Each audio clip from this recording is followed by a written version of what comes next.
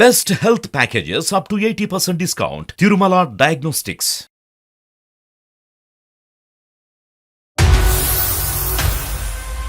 ఎవరైతే నేను మ్యారేజ్ చేసుకున్నానో ఆ వ్యక్తి నుంచి నేను ఒక టార్చర్ అనేది అనుభవించాల్సి వస్తుంది సార్. నేనైతే ఎక్కడ ఉన్నానో అదే హైదరాబాద్ లో మా అమ్మని వేరే ఇంట్లో పెట్టాల్సి వచ్చింది.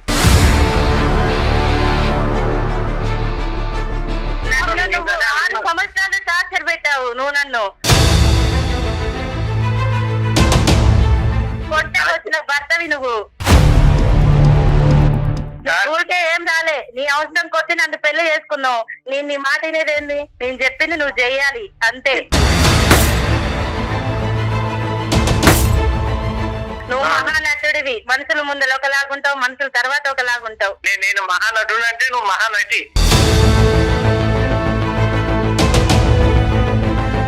తీసింది కాక ఇంకా టీవీలో న్యూస్లో వాటిలో వీటిలో వేస్తున్నావా? ఆవిడ ఈయన అందం చూస్తే ఈయన ఆవిడ ఆస్తి చూశారు. మొత్తానికి ఇద్దరు కలిపి మీ అమ్మగారిని చూడలేకపోతున్నారు. నీకు ఆ రోజు నా డబ్బు అవసరం ఉండి నన్ను చేసుకున్నావు అంతే. నాతో నువ్వేనాడు ప్రేమగా ఉండలేదు కదా. సారీ, నా తప్పయింది, మీ అమ్మగారిని వెనక్కి తెచ్చుకుందాము అనేటటువంటి ఒక్క ఆయనకంత ఓపుకుంటే ఆయన చేసుకోవనండి. నేను చేసేంత ఓపిక నాకు లేదు.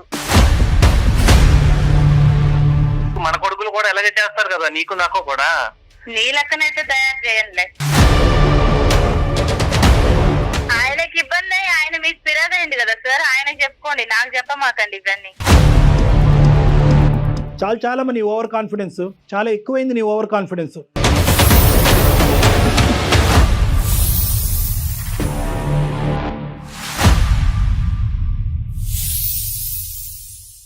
సమర్పిస్తున్న వారు అవిస్ హాస్పిటల్. అవిస్ హాస్పిటల్ సమర్పించు అందమైన జీవితం కార్యక్రమానికి స్వాగతం. నమస్తే కళ్యాణ్ గారు. నమస్తే జయ గారు. కళ్యాణ్ గారు, రాజేష్ అనే ఒక వ్యక్తి మనకు మెయిల్ చేశారండి. తన పర్సనల్ ఇష్యూకి సంబంధించి మెయిల్ చేశాడు. ఎన్ని మలుపులు అంటే ఒక జీవితంలో ఇన్ని మలుపులు ఉంటాయా అని ఆలోచించాల్సిన పరిస్థితి. ప్లస్ మనం ఎప్పుడు చాలా వరకు చూస్తూ ఉన్నాం వచ్చే కేసుల్లో రివెంజ్ తీర్చుకోవటం, టైం కోసం వెయిట్ చేయటం, ఆ టైం దొరకగానే నేనేంటో ప్రూవ్ చేయటం అనే అంశం ఎక్కడికెక్కడికో వెళ్ళిపోతుందండి. అంటే సర్దుకుపోయే తత్వం అనేది కొంత తగ్గిపోతుంది అన్ని వైపులా కూడా. కరెక్ట్. దీనికి సంబంధించిన విషయమేనండి. మరి రాజేష్ కాల్ చేసేనా? తప్పకుండా మేడం. అంటే వైఫ్ తో మేడం, వైఫ్ తో గురించి అతను చెప్తున్నాడు. అవును. మ్యారేజ్ అయింది, ఇప్పుడు ఆవిడ సర్దుకుపోయే ధోరణిలో ఆవిడ కనిపించట్లేదు. దానికి సంబంధించి ముందు కొన్ని ఇష్యూస్ ఉన్నాయి. ఇప్పుడు సందర్భం కాబట్టి తను రివెంజ్ తీర్చుకోవటం.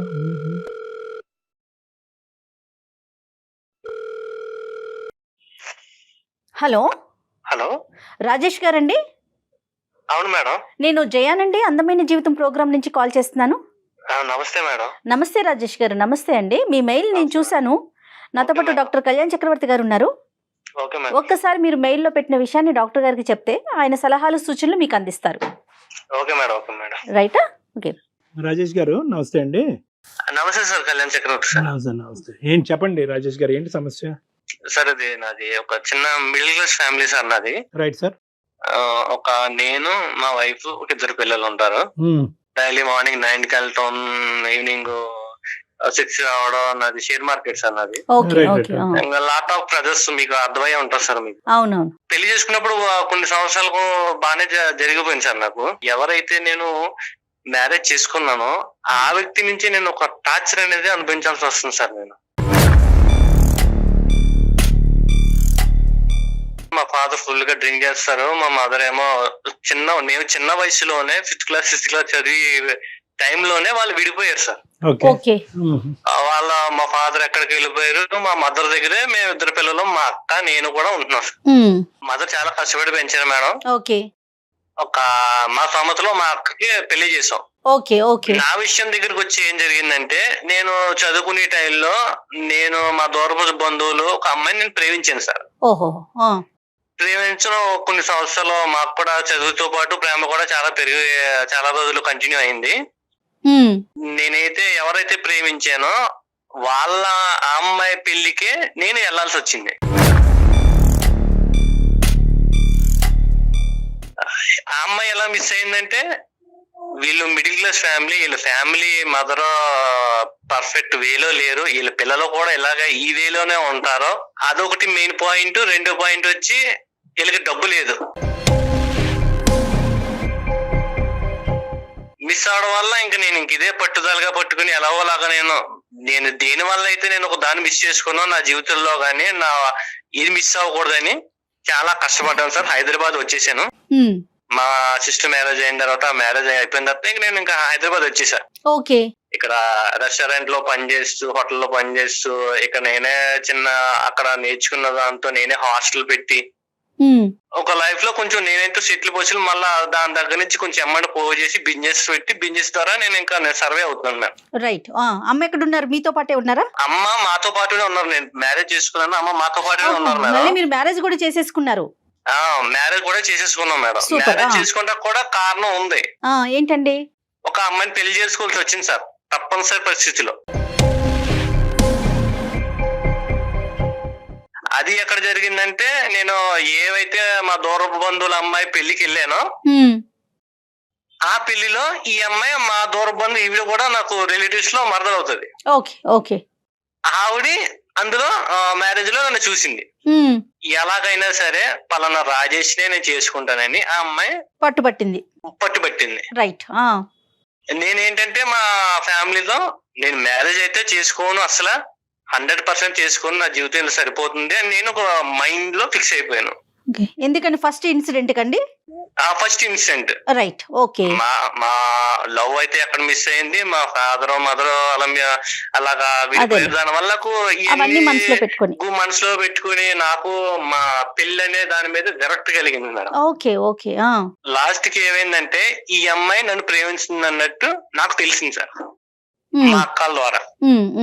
ఈ అమ్మాయి నా కోసం 7-8 సంవత్సరాల నుంచి వెయిట్ చేస్తుంది సార్. ఒక మనల్ని ప్రేమించే వ్యక్తి మన జీవితంలో వస్తే ఎంత అద్భుతంగా ఉంటుందో సినిమాలో చూపించినట్టు మనకు కూడా కొంచెం చాలా బాగుంటది, మన దశ మారిపోతది అని అదొక కాన్సెప్ట్ తో నేను చేసుకున్నాను. చాలా రిచ్, కొంచెం 50 ఎకరాల పొలాలు ఉన్నాయి, నగలు ఉన్నాయి, నట్లు ఉన్నాయి, ఇంకా ఫ్యామిలీ బ్యాక్గ్రౌండ్ కూడా చాలా పెద్దది. రైట్. ఏదేమైతే మీరైతే పెళ్లి చేసుకున్నారు ఆ అమ్మాయిని? ఎలాగైతే పెళ్లి చేసుకున్నాం. ఓకే. నెక్స్ట్ అండి? పెళ్లి చేసుకున్నాం. ఎలాగో కొన్ని రోజులు బాగానే గడిచింది. మేము మా అమ్మని తీసుకొచ్చి హైదరాబాద్ వచ్చేసామండి. హైదరాబాద్ వచ్చిన తర్వాత నేనైతే ఎక్కడ ఉన్నానో అదే హైదరాబాద్ లో మా అమ్మని వేరే ఇంట్లో పెట్టాల్సి వచ్చింది.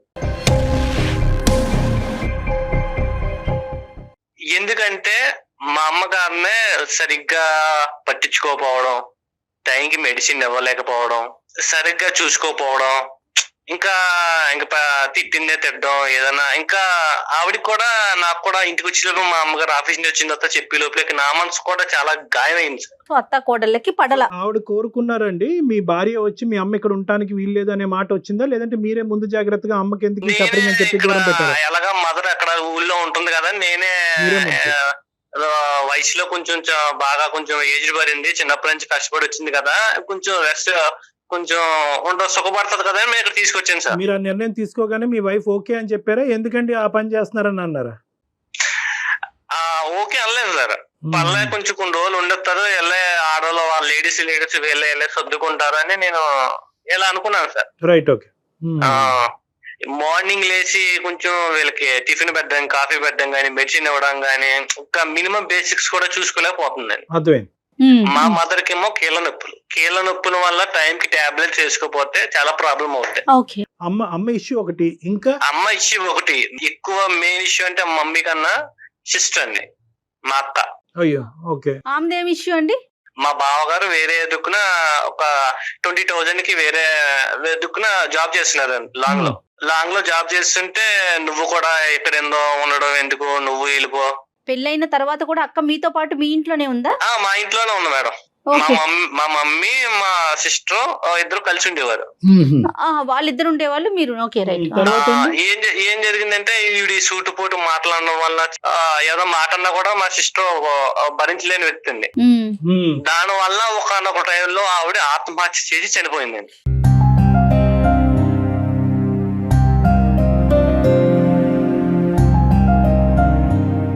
పిల్లలున్నారా? రాజేష్ గారు? పిల్లలు ఒక అమ్మాయి ఉన్నదండి మేనకోళ్ళలో. ఆ, సిస్టర్ చనిపోయిందన్న బాధ ఒకటి. ఆ సిస్టర్ చనిపోవడం వల్లే మా మదర్ కూడా కొంచెం హెల్త్ డిసప్పాయింట్ అయిపోయింది. ఈవిడ నేను పెళ్లి చేసుకున్న వ్యక్తి మాటల్లో ఎంత టార్చర్ పెట్టుంటే ఎంత ఆత్మహత్య చేసుకునే పొజిషన్ వెళ్ళిపోద్దని నేను అస్సలు ఎంత థింక్ చేసినా నాకు అవ్వట్లేదు సార్, డైజెషన్ కూడా అవ్వట్లేదు.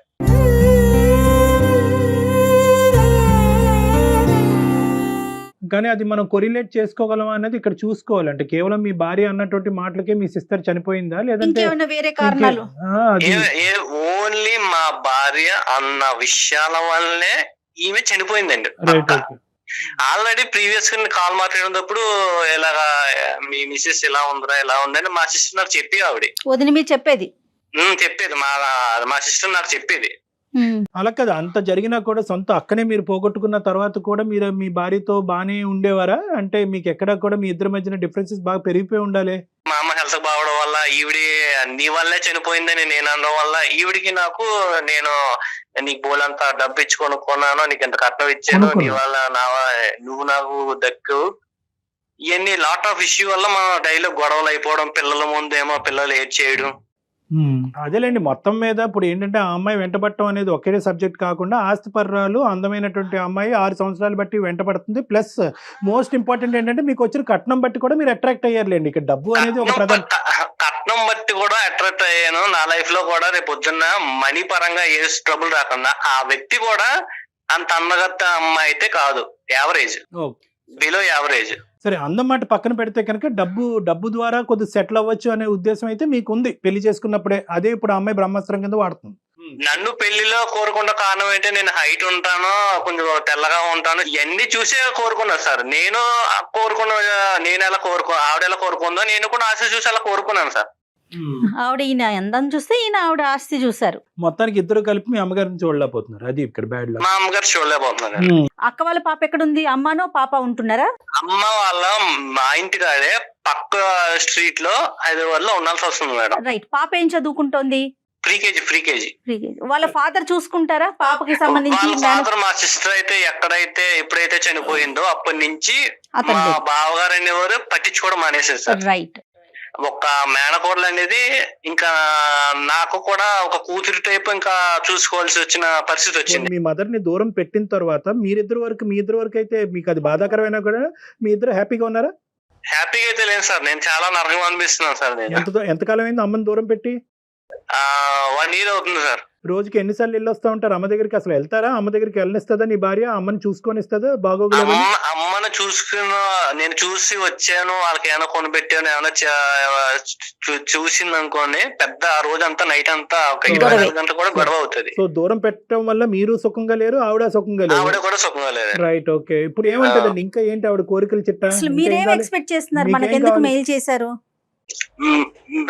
మెయిల్ చేయడం కారణం ఏంటంటే నాకు వీలైతే నాకు డైవర్స్ తీసుకోవాలి, ఇంకా ఈ వ్యక్తి మీద నాకు విరక్తి, అసహ్యం, ఇంకా మొత్తం అన్ని ఇంకా ఏవైతే పదాలు అయితే ఉన్నాయో మొత్తం అన్ని అనిపించింది సార్. అది అసలు వికారం వచ్చింది నన్ను. ఫస్ట్ ఆఫ్ ఆల్ ఏంటంటే వికారం వచ్చింది. ఇంకా నేను నా లైఫ్ లో ఎంత బాగుండేదో పెళ్లి కాకముందు, ఈ వ్యక్తి నాకు పెళ్లి అయిన తర్వాత రావడం వల్ల నాకు జీవితం మీద విరక్తి కలిగింది. ఇంకా ఎప్పుడైనా మాట్లాడారా? అమ్మని పాపని మీ మేనకోడల్ని చూసుకోవాల్సిన బాధ్యత మీదే కాబట్టి ఈ విషయం తనకి ఎప్పుడైనా చెప్పారా?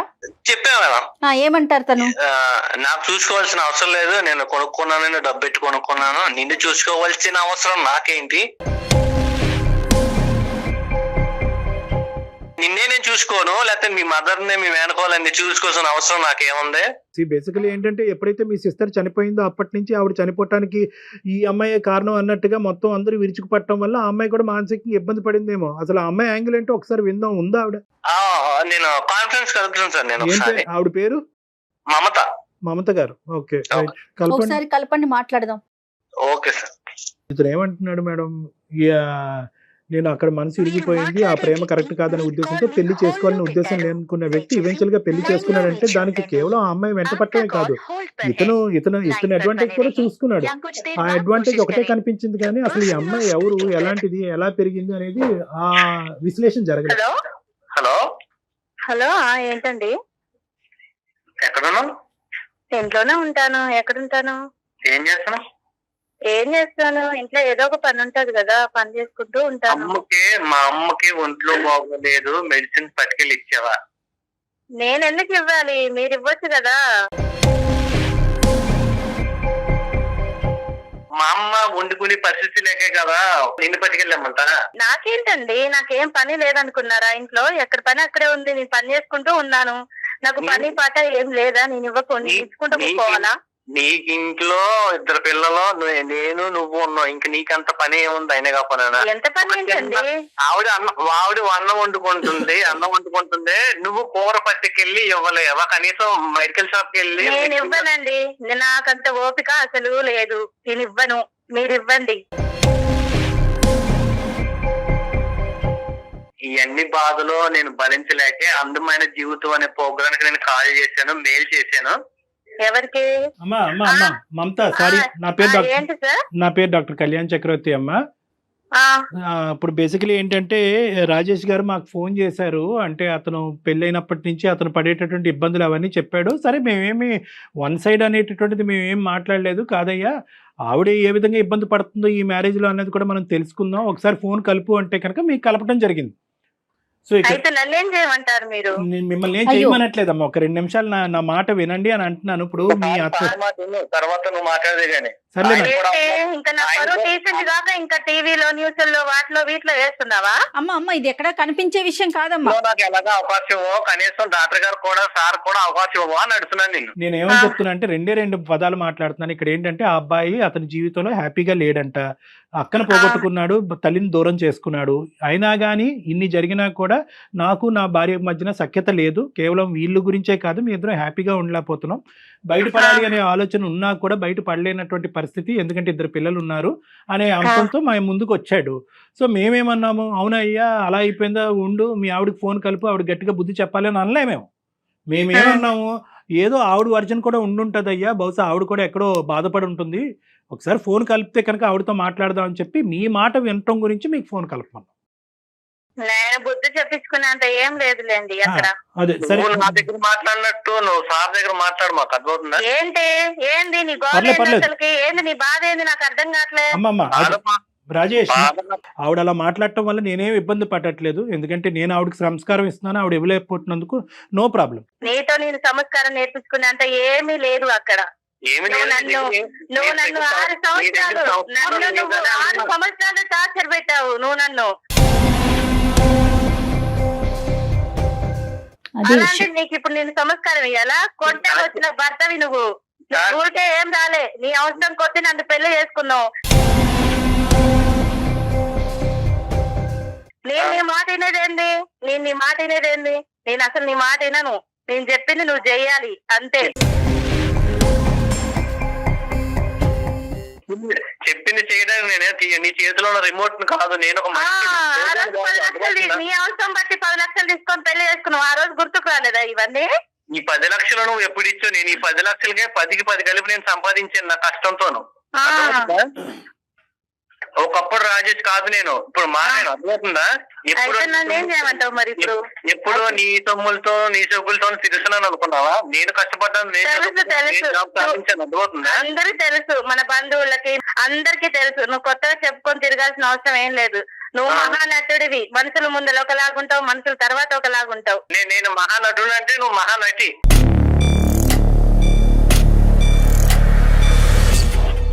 సబ్జెక్ట్ కొద్దాము. మమత అమ్మ, మీరు 6 సంవత్సరాల పాటు అతని చేతుల్లో ఇబ్బంది పడ్డాను అని అన్నారు, ఏంటి అది ఒక్కసారి చెప్పండి అమ్మా. నా బంధువులతోని మా రిలేషన్ అందరితో నేను అడిగిపించాను. నేను చేసుకోనని ముఖాన కొట్టి పడేసేస్తాను. అసలు చేసుకోనని కొట్టి పడేసి ఆ తర్వాత నేను అలానే 6 సంవత్సరాలు నరకం అనుభవించాను సార్. చేసుకోవాలని.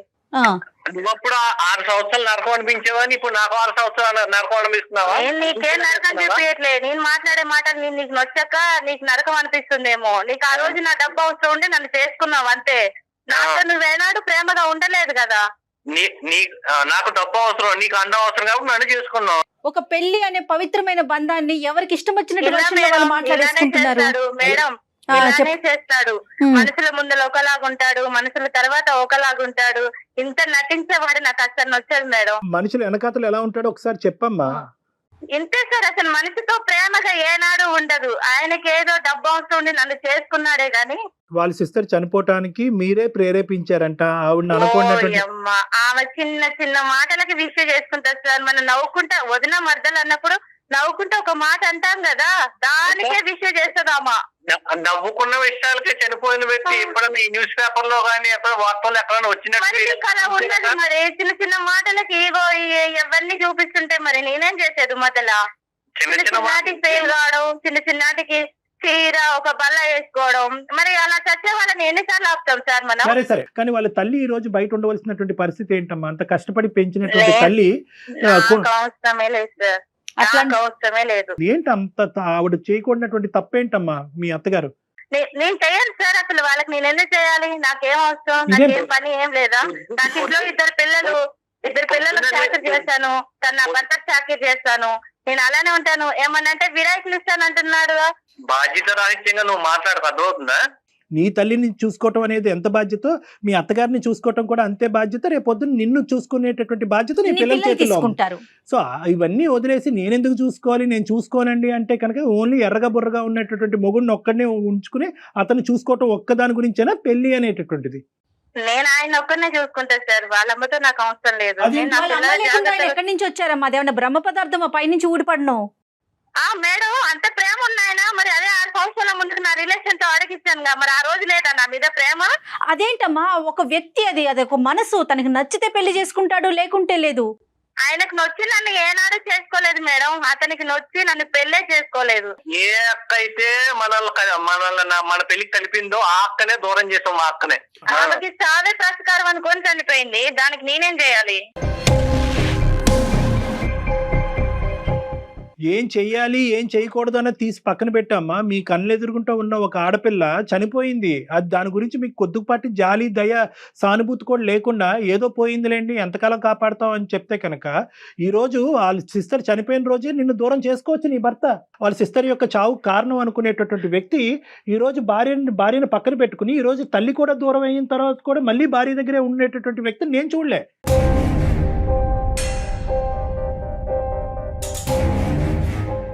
బహుశా ఇతని రిఫ్లెక్సెస్ చాలా స్లోగా ఉన్నాయా, ఇతను ఆలోచించలేకపోతున్నాడా, ఇతనికి దమ్ము ధైర్యం లేదా అనేటటువంటి మాటలు నేను ఉపయోగించవలసి వస్తుంది ఇక్కడ.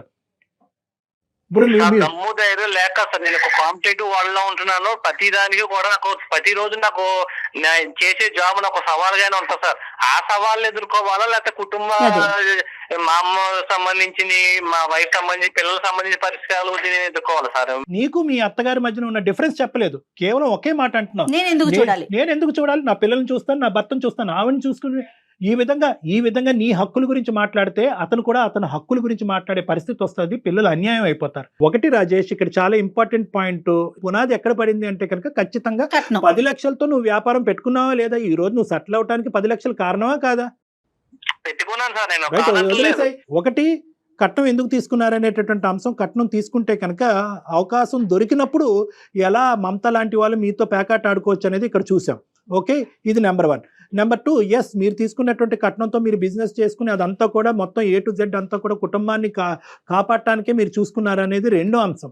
మూడో అంశం ఏంటంటే కనుక ఇప్పుడు ఇక్కడ జరిగినటువంటి అంశంలో ప్రధానంగా మీ దగ్గర నుంచి వచ్చినటువంటి ప్రాబ్లం ఏంటి అని మమతాని అడిగితే కనుక ఏమీ చెప్పట్లేదు అమ్మాయి, కేవలం నాకు కావాల్సిన ప్రేమ రాలేదు అన్నట్టు.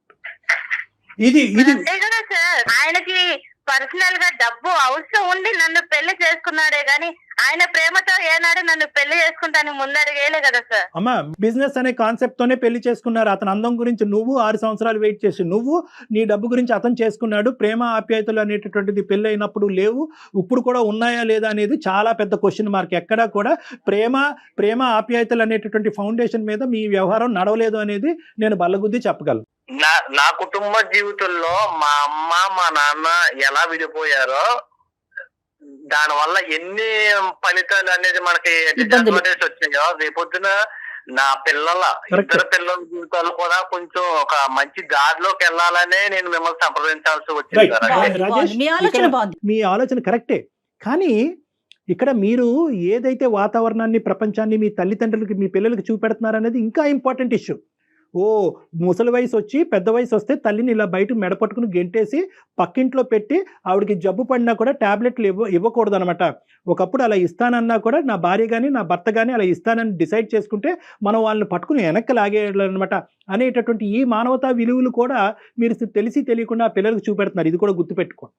సో ఎప్పుడు కూడా ఏంటంటే ఒక మ్యారేజ్ అనేటటువంటిది as long as it is advantages for every member of the family. అది మీ భార్యకు ఉపయోగపడాలి, మీకు ఉపయోగపడాలి, మీ పిల్లలకు ఉపయోగపడాలి. అంతేగాని దాన్ని ఏదో విధంగా మా తల్లిదండ్రులకి ఇలా జరిగింది కాబట్టి 100 ఇలా కొట్టుకు సచ్చైనా కూడా ఇద్దరం కలిసే ఉంటాం అనే కాన్సెప్ట్ కరెక్ట్ కాదండి. అది పద్ధతి కూడా కాదు, అది పిల్లలకు కూడా మంచిది కాదు. 200% కరెక్ట్ కళ్యాణ్జీ. దాని ఇంపాక్ట్ పిల్లల మీద ఉంటుంది. ఇప్పుడు ఆ అమ్మాయికి ఎక్కడా కూడా మీ సిస్టర్ చనిపోయింది అనేటటువంటి సానుభూతి కానీ అయ్యో పాపం నేను కాదండి అని చెప్పడం. ఇక్కడ పాయింట్ ఏంటంటే ఏమండి నేను కాదండి, ఆ అమ్మాయి మెంటాలిటీ అలా ఉంది కాబట్టి ఆ అమ్మాయి చచ్చిపోయిందండి, ఆ అమ్మాయి చనిపోయినందుకు మా భర్త కంటే నేనే ఎక్కువ బాధపడ్డాను అనే కాన్సెప్ట్ డిఫరెంట్. అలా కాదు, పోయేటటువంటి వాళ్ళని మేము ఎలా ఆపుతామని చెప్పి మానవతా హృదయం లేనటువంటి విధంగా అమ్మాయి మాట్లాడుతుంది చూడండి. అది నన్ను చాలా బాగా కలిచివేసిందండి. మమత నువ్వేమన్నా అనుకో అమ్మ. నెంబర్ 1. నెంబర్ 2, ఒక్క 0.5% పాయింట్ కూడా మీ అత్తగారిని దూరం పెట్టడం గురించి నువ్వు ఒక్క మాట చెప్పలేదు. అది అతని హక్కు, అతని తల్లి దగ్గర ఉండవలసిన, తల్లిని దగ్గర పెట్టుకుని కాపాడవలసినటువంటి బాధ్యత అతని హక్కు. రేపొద్దున పిల్లలు ఏమవుతారో మనం పెంచేటటువంటి విధానం ఉంటుందండి, దాన్ని బట్టి చూసుకుందాం అంటే కాదు. ఏదైతే దరిద్రం, ఏదైతే చండాలం మీ పిల్లలు చూడాలో ఆల్రెడీ వాళ్ళు చూసేశారు. సారీ, నా తప్పయింది, మీ అమ్మగారిని వెనక్కి తెచ్చుకుందాము, మీ అమ్మగారిని చూసుకుందాము, నేను మిమ్మల్ని బ్లేమ్ చేయను, మీరు నన్ను బ్లేమ్ చేయొద్దు, గతాన్ని వదిలేసి ముందుకెళ్దాం అనేటటువంటి ఒక్క పశ్చాత్తాపం నీలో వస్తే కనుక సరిపోతుందమ్మా. ఆయనకంత ఓపుకుంటే ఆయన చేసుకోవనండి, నేను చేసేంత ఓపిక నాకు లేదు.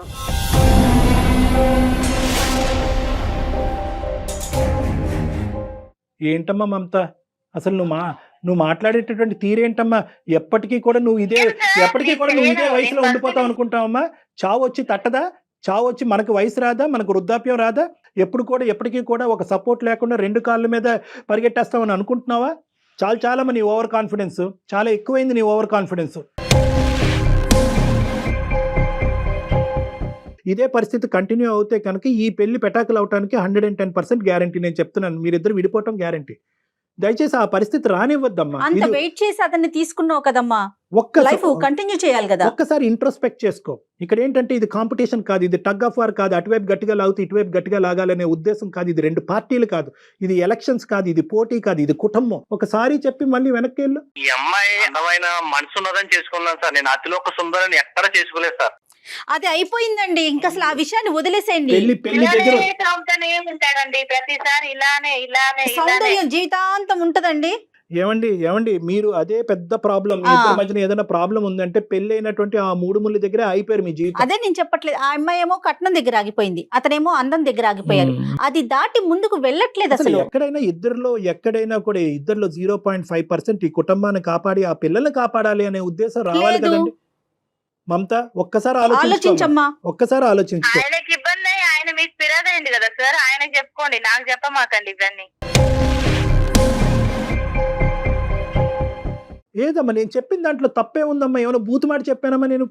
నేనేమన్నా అనుకున్నటువంటి మాట అన్నానమ్మా? తల్లి లాంటి పెద్ద నేను మంచిగానే చేస్తున్నాను, వాళ్ళమ్మ చేసేంత ఓపిక నాకు లేదు. ఆయన మీ దగ్గరకు వచ్చాడు కదా, నాకు బాధ ఉన్నది, నాది ఇది చేయండి సార్, అది చేయండి అని ఆయనకు చెప్పండి, ఇవన్నీ నాకు చెప్పమాకండి.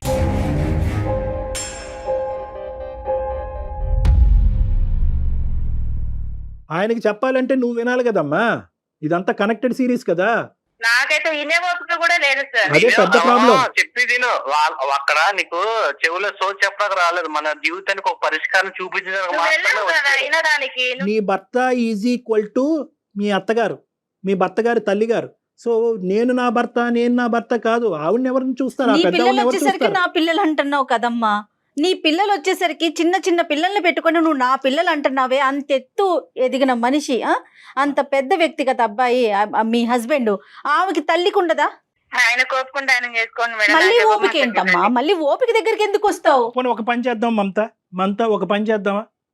చెప్పండి. బహుశా మేము చేసినందుకు, చెప్పకుండా చేసినందుకు ఇంకో కారణం వల్ల నా మీద కూడా నా మీద కూడా నీకు కోపం ఉండుంటది. ఆ కోపంలో మాట్లాడే మాటల్లాగా అనిపిస్తుంది. ఇద్దరు ఒకసారి నా దగ్గరికి వస్తారా? ఇది మంచి మార్గం. ఎందుకంటే అది అస్సలు విడిపోయేటటువంటి కారణాలు కాదు ఇవి. సో ఎంత కాదనుకున్నా కూడా రాజేష్లో ఒక ఓపిక, ఓర్పు ఉంది. నీలో కొద్దిగా ఓపిక ఓర్పు సహనం తెచ్చుకుని నన్ను ఒకసారి కలవండి, ఇద్దరుని మనం మాట్లాడుకుందాం ఒకసారి. ఆయన మీ దగ్గరకు వచ్చి ఆయన బాధలు చెప్పుకున్నాడు కదా. సరే అమ్మా, నేను రావడానికి కూడా కారణం ఒకటి, నువ్వు బాధ పెట్టడం వల్ల కుటుంబం సర్వనాశనం అయిపోతుంది అనే చిన్న కారణం చేత ఫ్యూచర్ కూడా కొంచెం పాడవుతుంది కాబట్టి దాని వల్ల నేను పిల్లల భవిష్యత్తు కూడా పాడవకూడదని నేను కన్సల్ట్ అయ్యాను సార్ తప్ప. రైట్ రైట్, అది అర్థమైందిలేండి, ఆ అమ్మాయికి అర్థమైంది కానీ అర్థం కానట్టు ఉంది. ఒకసారి నీకు ఇష్టం ఉంటే కనుక ఒకసారి కూల్ హెడ్ తో ఆలోచించి ఇద్దరు ఓకే అంటే ఒకసారి నన్ను వచ్చి మాట్లాడండి. ఇప్పుడు చెప్పమాకమ్మా నీ నిర్ణయం. ఇది అయిపోయినాక నువ్వు కూల్గా ఆలోచించుకొని 1-2 రోజులు ఆలోచించుకొని తర్వాత నిర్ణయం తీసుకోండి. థ్యాంక్ యూ సో మచ్ మమత గారు. థ్యాంక్ యూ మా. Okay Rajesh, okay sir, number పంపిస్తాము, ఒకసారి చెక్ చేసుకోండి, వీళ్ళంతా ఒకసారి కలవండి. రాజేష్ ముందు తర్వాత ఒకసారి మీకు అవకాశం ఉంటే మీరు మాట్లాడండి డాక్టర్ గారితో. Okay sir. రైట్, మీ ఓకే, కాల్ మీరు నాకు ఆన్సర్ చేసినందుకు ధన్యవాదాలు సార్. మీకు రైట్, సరే ఓకే సార్. ఓకే రాజేష్, ఉంటాను. మీకు మీ సుమన్ టీవీ ఛానల్ కి చాలా thank you Rajesh. Thank you. Thank you Rajesh. సమర్పిస్తున్న వారు అవిస్ హాస్పిటల్.